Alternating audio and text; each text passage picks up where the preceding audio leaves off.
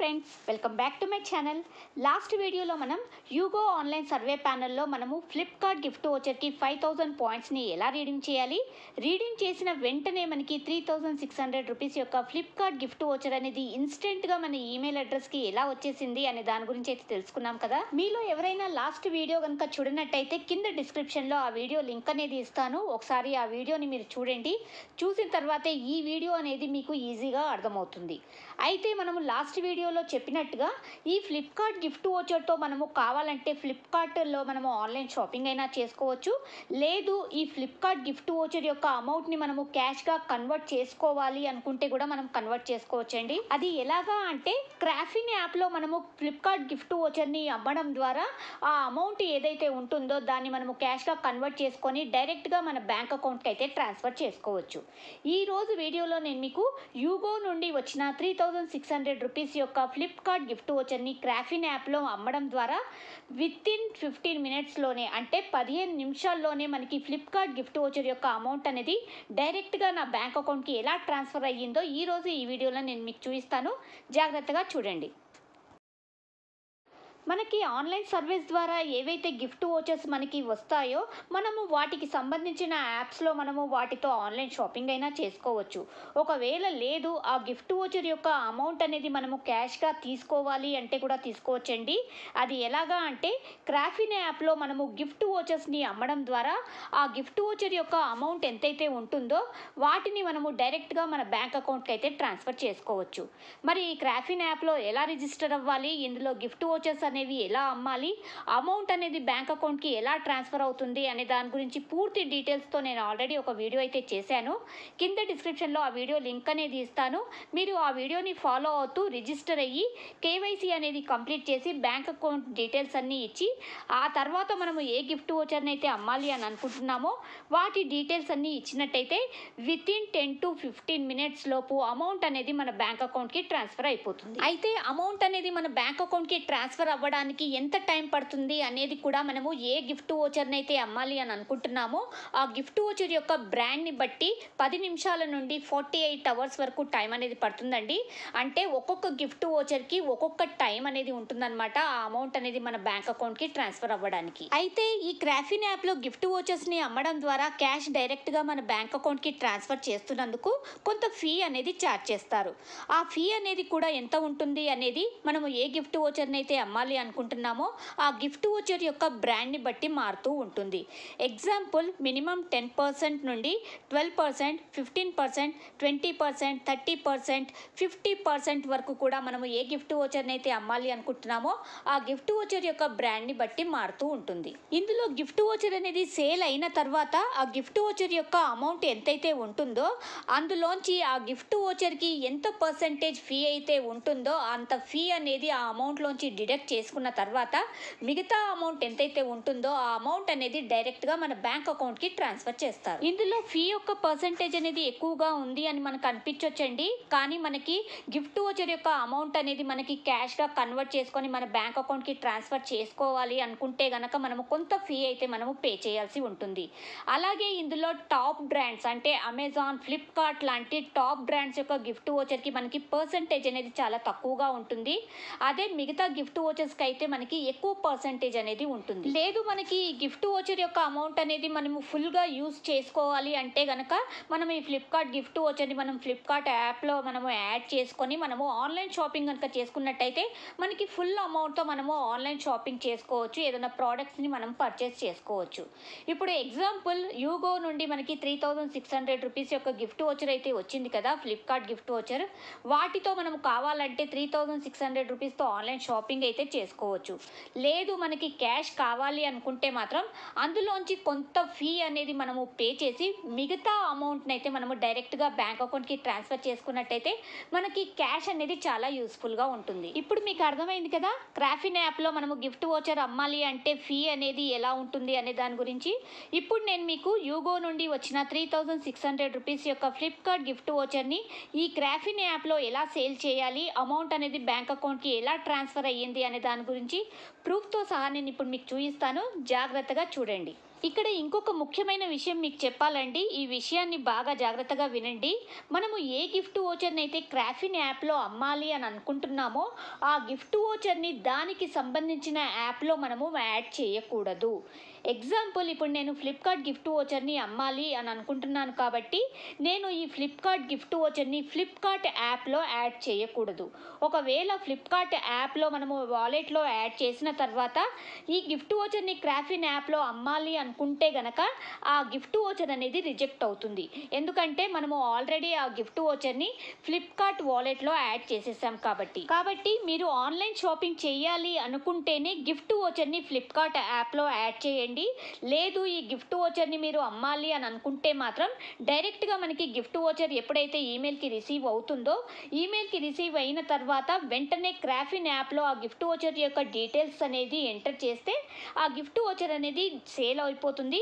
డైరెక్ట్‌గా within 15 minutes లోపు మన బ్యాంక్ అకౌంట్‌కి అమౌంట్ కూడా ట్రాన్స్ఫర్ అయిపోతుంది. కాబట్టి ఈ విషయాన్ని మీరు బాగా గుర్తుపెట్టుకోండి. ఇప్పుడు నెక్స్ట్ ఈ ఫ్లిప్‌కార్ట్ గిఫ్ట్ వోచర్‌ని మనము క్రాఫిన్ యాప్‌లో సేల్ చేసి చూద్దాం. ఇప్పుడు మనం ముందుగా గిఫ్ట్ వోచర్‌ని సేల్ చేయాలి అంటే ఇక్కడ క్రాఫిన్ యాప్‌లో సెల్ గిఫ్ట్ కార్డ్ అనే ఆప్షన్ కనబడుతుంది కదా!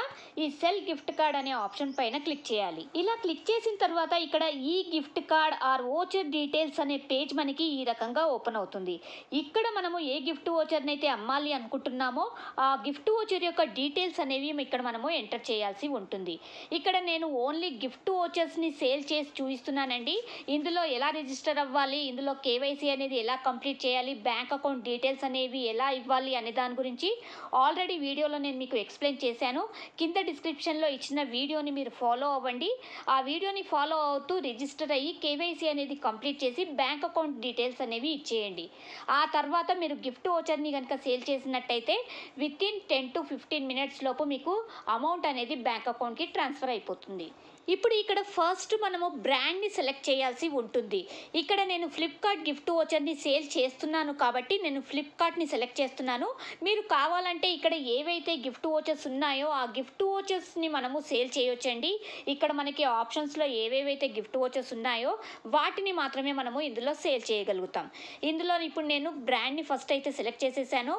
ఇక్కడ నేను ఫ్లిప్‌కార్ట్ అని సెలెక్ట్ చేయగానే ఇక్కడ ఆ ఫ్లిప్‌కార్ట్ గిఫ్ట్ వోచర్‌కి ఎంత పర్సెంటేజ్ ఫీ అనేది ఛార్జ్ చేస్తారు అనేది కూడా మనకి ఇక్కడ డిస్ప్లే చూపిస్తుందండి. ఇక్కడ చూస్తున్నారు కదా, ఫ్లిప్‌కార్ట్ గిఫ్ట్ వోచర్‌కి 12% ఫీ అనేది ఛార్జ్ చేస్తారు. అంటే మనం ఇప్పుడు 3600 రూపీస్ యొక్క ఫ్లిప్‌కార్ట్ గిఫ్ట్ వోచర్‌ని సేల్ చేస్తున్నాం కాబట్టి అందులోంచి 12% ఫీ అనేది డిడక్ట్ చేసుకొని మిగతా అమౌంట్ అనేది మన బ్యాంక్ అకౌంట్‌కి ట్రాన్స్ఫర్ చేస్తారు. ఇప్పుడు 3600 రూపీస్‌లోంచి 12% అంటే దాదాపు 432 రూపీస్ అనేవి మనకి డిడక్ట్ అవుతాయండి. అంటే మనకి 432 రూపీస్ అనేవి చాలా ఎక్కువ పర్సెంటేజ్ అనేది మనకి డిడక్ట్ అయ్యింది అని మనకు అనిపించవచ్చు. కానీ మనం ఈ 3600 రూపీస్తో మనం ఆన్లైన్ షాపింగ్ చేయడం కంటే 432 రూపీస్ అనేవి డిడక్ట్ అయినా కూడా మిగతా అమౌంట్ అనేది మనకి క్యాష్గా మనకి యూజ్ అవుతుంది కదా అని చెప్పేసి నేనైతే ఈ ఫ్లిప్‌కార్ట్ గిఫ్ట్ వోచర్‌ని అయితే నేను సేల్ చేస్తున్నాను క్రాఫిన్ యాప్‌లో. మీరు క్యాష్ కావాలి అంటే కొంత ఫీ అనేది మనం పే చేసినా సరే మిగతా అమౌంట్ అనేది మనకి క్యాష్గా మనకి యూస్ఫుల్గా ఉంటుంది కాబట్టి ఇందులో మనం గిఫ్ట్ వోచర్స్ని సేల్ చేసుకోవచ్చు. అంతేకాకుండా ఎంత టైం లోపు మనకి బ్యాంక్ అకౌంట్‌కి పేమెంట్ అనేది ట్రాన్స్ఫర్ అవుతుంది అనేది కూడా మనకి ఇక్కడే డిస్ప్లే అయి ఉంటుందండి. ఇక్కడ చూస్తున్నారు కదా, 30 మినిట్స్ లోపు పేమెంట్ అనేది ట్రాన్స్ఫర్ అవుతుంది అని ఇక్కడ మనకి ఇచ్చారు. కానీ నాకు 15 మినిట్స్ లోపే పేమెంట్ అనేది బ్యాంక్ అకౌంట్‌కి ట్రాన్స్ఫర్ అయిపోయిందండి. ఇక్కడ మన ఈ క్రాఫిన్ యాప్‌లో మనము సరిగ్గా రిజిస్టర్ అయ్యి కేవైసీ డీటెయిల్స్ కనుక కరెక్ట్గా ఇచ్చినట్టయితే, మన బ్యాంక్ డీటెయిల్స్ కూడా కరెక్ట్గా కనుక మనము ఇచ్చినట్టయితే వితిన్ టైం లోపే మనకి బ్యాంక్ అకౌంట్‌కి మన పేమెంట్ అనేది ట్రాన్స్ఫర్ అయిపోతుందండి. ఒకవేళ కేవైసీ కంప్లీట్ అవ్వకపోయినా, మీరు బ్యాంక్ డీటెయిల్స్ కనుక కరెక్ట్ ఇవ్వకపోయినా ఈ పేమెంట్ అనేది మనకి వితిన్ టైం లోపు మన బ్యాంక్ అకౌంట్‌కి ట్రాన్స్ఫర్ అవ్వదు. మనకి ఎర్రర్ అనేది చూపిస్తూ ఉంటుంది. కాబట్టి అన్ని డీటెయిల్స్ అనేవి కరెక్ట్గా ఎంటర్ చేయండి. బ్రాండ్ని సెలెక్ట్ చేసిన తర్వాత ఇప్పుడు నెక్స్ట్ ఇక్కడ GC ID are card number అని ఉంటుంది. ఇక్కడ మనము గిఫ్ట్ కార్డ్ యొక్క ఐడిని లేదా గిఫ్ట్ కార్డ్ యొక్క నంబర్ని ఎంటర్ చేయాల్సి ఉంటుంది. ఇక్కడే చాలామంది అయితే కన్ఫ్యూజ్ అవుతూ ఉన్నారు. అలాగే ఈ జీసీ ఐడి అంటే ఏంటి, కార్డ్ నంబర్ అంటే ఏంటి, పిన్ నంబర్ అంటే ఏంటి అని చాలామంది అయితే కామెంట్స్లో అడుగుతూ ఉన్నారు. జీసీఐడి అంటే గిఫ్ట్ కార్డ్ యొక్క ఐడి అండి. అలాగే కార్డ్ నంబర్ అంటే గిఫ్ట్ కార్డ్ యొక్క నంబర్ అన్నమాట. కొన్ని గిఫ్ట్ వోచర్స్లో మనకి గిఫ్ట్ కార్డ్ యొక్క నంబర్ అలాగే పిన్ నంబర్ రెండు ఉంటాయండి. ఎగ్జాంపుల్ ఫ్లిప్కార్ట్, ఫోన్పే లాంటి గిఫ్ట్ వోచర్స్లో కనుక మనం చూసుకున్నట్టయితే ఇక్కడ చూడండి, ఫ్లిప్కార్ట్ గిఫ్ట్ వోచర్లో మనకి గిఫ్ట్ కార్డ్ నంబర్ లేదా కోడ్ అనేది ఉంటుంది. అలాగే 6 డిజిట్స్ యొక్క పిన్ నంబర్ అనేది కూడా ఉంటాయి. అంటే ఈ రెండింటిని మనము ఇక్కడ జీసీఐడి లేదా కార్డ్ నంబర్ దగ్గర మనము ఇక్కడ గిఫ్ట్ కార్డ్ యొక్క కోడ్ని, అలాగే పిన్ నంబర్ దగ్గర ఇక్కడ 6 డిజిట్స్ యొక్క పిన్ నంబర్ని మనము ఎంటర్ చేయాల్సి ఉంటుంది. అలాగే మరికొన్ని గిఫ్ట్ వోచర్స్లో కేవలం గిఫ్ట్ కార్డ్ యొక్క కోడ్ మాత్రమే ఉంటుందండి. ఎగ్జాంపుల్ అమెజాన్ గిఫ్ట్ వోచర్లో మనకి కేవలం గిఫ్ట్ కార్డ్ యొక్క కోడ్ మాత్రమే ఉంటుంది. ఈ కోడ్లో కూడా మనకి నంబర్స్ అండ్ ఆల్ఫాబెట్స్ రెండు మిక్స్ అయి ఉంటాయండి. ఇది మీరు గమనించి చూడండి. అదే మనకు ఫ్లిప్కార్ట్, ఫోన్పే లాంటి గిఫ్ట్ వోచర్స్లో మాత్రం మనకి ఆల్ఫాబెట్స్ అనేవి ఉండవు. పిన్ నంబర్ అలాగే కార్డ్ నంబర్ అన్నీ కూడా కేవలం నంబర్స్ మాత్రమే ఉంటాయి. అదే అమెజాన్ గిఫ్ట్ కోడ్లో మాత్రం మనకి నంబర్స్ అండ్ ఆల్ఫాబెట్స్ రెండు మిక్స్ అయి ఉంటాయి. కానీ మనకి వాల్యూడ్ ఒపీనియన్స్, ఆర్మాక్స్ లాంటి ఆన్లైన్ సర్వీస్ నుంచి వచ్చే అమెజాన్ గిఫ్ట్ వోచర్స్లో మాత్రం మనకి అమెజాన్ యొక్క కోడ్ అలాగే కార్డ్ నంబర్ అని రెండు పంపిస్తారండి. మీరు కనుక ఇక్కడ చూడండి, వాల్యూడ్ ఒపీనియన్స్ నుంచి వచ్చిన అమెజాన్ గిఫ్ట్ కార్డ్లో ఇక్కడ అమెజాన్ క్లెయిమ్ కోడ్ అలాగే కార్డ్ నంబర్ అని రెండు ఉంటాయి. ఇందులో మనము క్రాఫిన్ యాప్లో క్లెయిమ్ కోడ్ని ఎంటర్ చేయాలా, మనం కార్డ్ నంబర్ని ఎంటర్ చేయాల్సి ఉంటుందా అంటే ఇక్కడ మీరు క్లెయిమ్ కోడ్ అని ఏదైతే నంబర్స్ అండ్ ఆల్ఫాబెట్స్ మిక్స్ అయి ఉంటాయో దాన్ని మాత్రమే ఇక్కడ ఎంటర్ చేయాల్సి ఉంటుంది. ఇక్కడ నేను క్రాఫిన్ యాప్లో అమెజాన్ పే గిఫ్ట్ కార్డ్ అనే ఆప్షన్ పైన క్లిక్ చేస్తున్నాను. ఇక్కడ చూడండి, అమెజాన్ పే గిఫ్ట్ కార్డ్కి మనకి 10% ఫీ మాత్రమే ఛార్జ్ చేస్తారు. అలాగే ఇది అమెజాన్ గిఫ్ట్ కార్డ్కి కూడా మనకి వితిన్ హాఫ్ అన్ అవర్లో అంటే 30 మినిట్స్ లోపు మనకి పేమెంట్ అనేది వస్తుంది. కానీ ఇక్కడ కనుక చూసుకున్నట్టయితే ఇక్కడ మనకి పిన్ నెంబర్ అనేది ఒక్కటి మాత్రమే ఉందండి. ఇందులో మనకి గిఫ్ట్ కార్డ్ యొక్క కోడ్ అలాగే కార్డ్ నెంబర్ అనేది మనకి లేదు. ఓన్లీ పిన్ నెంబర్ అనేది మాత్రమే అడుగుతున్నారు. ఇక్కడ మనము ఏమి చేయాలి అంటే ఇక్కడ క్లెయిమ్ కోడ్ అని ఏదైతే ఉంటుందో నంబర్స్ అండ్ ఆల్ఫాబెట్స్ మిక్స్ అయ్యి ఆ క్లెయిమ్ కోడ్ని ఇక్కడ పిన్ దగ్గర మనము ఎంటర్ చేయాల్సి ఉంటుంది. ఇప్పుడు మీకు అర్థమైంది కదా, గిఫ్ట్ కార్డ్ యొక్క నంబర్ లేదా గిఫ్ట్ కార్డ్ యొక్క ఐడి, పిన్ నంబర్ అని ఉంటే మనం ఎలా ఎంటర్ చేయాలి, అలాగే ఓన్లీ పిన్ అని ఉంటే మనము ఏమి ఎంటర్ చేయాలి అనే దాని గురించి.